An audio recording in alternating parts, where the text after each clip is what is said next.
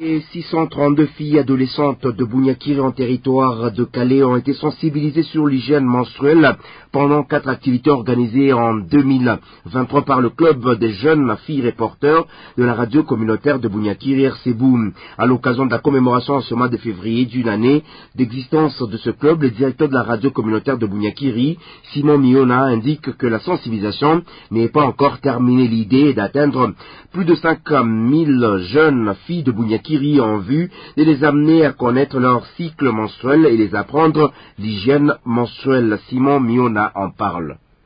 Ces activités ont porté sur la sensibilisation de jeunes filles adolescentes, lesquelles nous avons sélectionnées dans différentes écoles de la place, et nous les avons sensibilisées sur l'hygiène et les cycles menstruels, parce que c'est vraiment un problème que nous avons remarqué dans la zone où les filles n'ont pas suffisamment d'informations, d'éducation sur cette matière, et environ 6 à 32 filles sont déjà sensibilisées. Et à la fin de chaque sensibilisation, nous dotons à ces jeunes filles adolescentes d'un kit hygiénique composé d'un paquet de Kotex, d'un savon de toilette et d'un sous-vêtement. Et c'est déjà quelque chose de plus dans la communauté, parce qu'avec les 632 filles qu'on a déjà sensibilisées, qui proviennent de différentes familles, nous osons croire qu'elles aussi, elles sont parties pour sensibiliser d'autres filles, parce qu'au-delà de ça, il y a d'autres écoles, il y a d'autres filles maintenant qui sollicitent et que nous puissions aller vers elles pour les sensibiliser.